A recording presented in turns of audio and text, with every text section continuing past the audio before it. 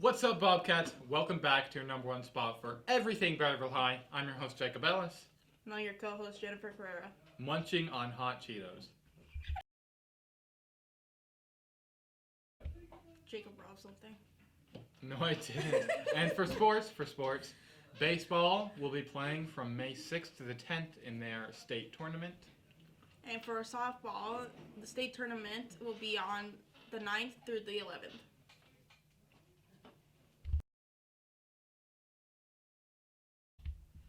You know who we should interview, Jacob? Who? A dish. Which one? Like a bowl or a cup or? No, dish your own. Ah. Yeah, office edition. All right, let's go do it. Yeah, okay. Let's go. You know what? We should ask him what he thinks about George. So, Officer Disherin, how long have you been a police officer? I actually just retired from the police department 2 years ago, and I'm working at the school now full-time as full-time security, but I was a police officer for Berryville Police Department for a little over 20 years. I started in 2001, and I retired in 2021. Okay. And why did you choose to become a police officer? So originally I wanted to join the military, but I got married very young, and I didn't want to leave my wife, and then we had a family, and then 9/11 happened, and I just thought I wanted to serve, but I didn't really want to leave my family, so that was kind of the next best way for me to serve was through police work. So I joined the Berryville PD after that.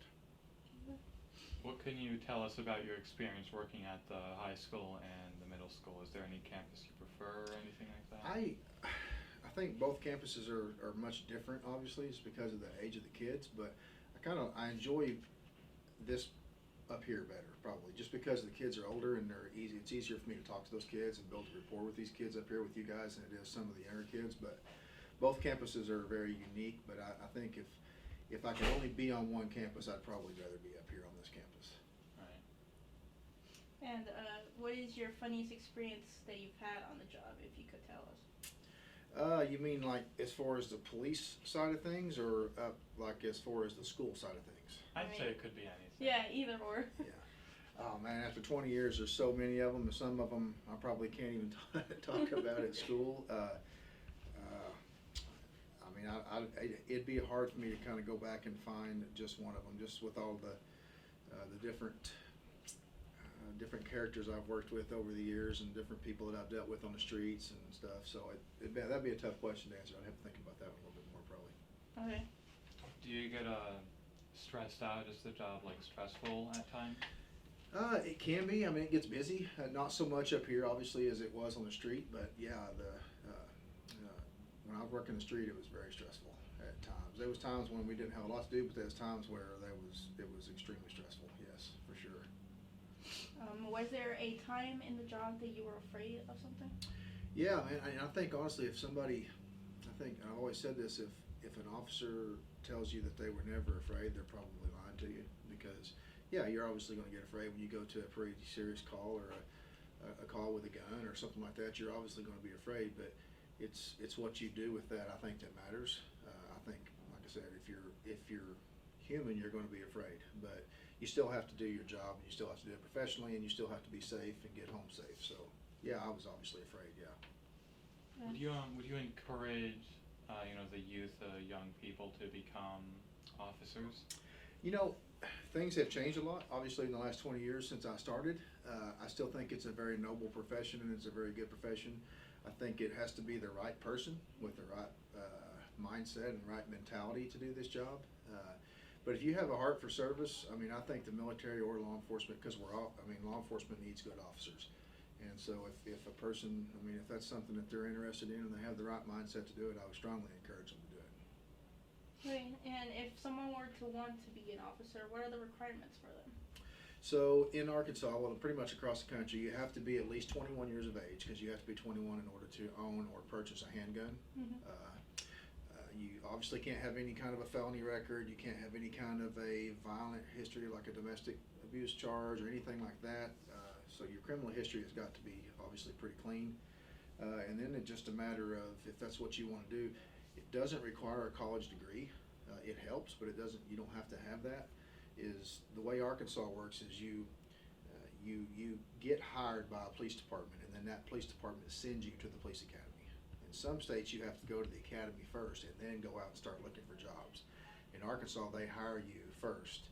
And so, like, if you wanted to go to work for Beverly PD, then you would apply if they hired you. Then they have up to 1 year to send you to the police academy. And the police academy is just basically like boot camp in the military. It's 13 weeks of training, and then when you get out, you're certified, and then you go to work.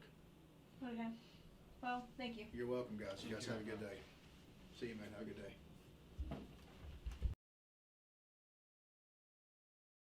For breakfast on Monday, we'll be having scrambled eggs, a sausage patty waddy with fruit juice and milk. And for Tuesday, we'll be having French toast tornado, fruit juice, and milk. For Wednesday, it'll be a nicely prepared breakfast burrito with fruit juice and milk. And for Thursday, it'll be a bagel with cream cheese, fruit juice, and milk. And on Friday, it'll be a chicken sausage with a waffle breakfast sandwich with fruit juice and milk. For lunch on Monday, we'll be having a ham and cheese sub in the Bobcat box. Or you can have chicken tenders, mashed potatoes, green beans, glazed carrots, fruit and milk. And for Tuesday, for the Bobcat box, it'll be ham and cheese sub, or ganitas and cheese pupusas, or rockin' taco, cheese stick, refried beans, corn, fruit, and milk. And for lunch on Wednesday, in the Bobcat box, it'll be a turkey and cheese sub sandwich. Or you can have cheese and green chile tamale, or pizza with garden salad, steamed broccoli, fruit, and milk. And for Thursday, for the Bobcat box, it's ham and cheese sub, or mac and cheese, or cheeseburger, French fries, green beans, and fruit and milk. For Friday, in the Bobcat box, we'll be having a PB&J Uncrustable. Or you can treat yourself to a Philly cheesesteak with baked chips, cauliflower, carrots, fruit, and milk. Ding! And for other news, May 8th is the senior sign-out if you don't have semester test. And May 9th is the senior semester test day and sign-out day. And on May 14th, we'll be having the Athletic Awards Night. We hope to see you all coming there and celebrating. I know I will. I believe, I'm not entirely sure on the location, but I believe it will be in the Bobcat Gym. And for May 15 and 16, it will be the graduation rehearsal. It is labeled as mandatory for all seniors to go to these rehearsals. And on May 19th is graduation. We hope you're all excited. I am. I'm excited to see some people I know graduate. And the AP testing will be happening too. Yeah. Throughout this whole week. The whole week. Yeah. Well, that's the bell. We'll see you next time on Bobcat News.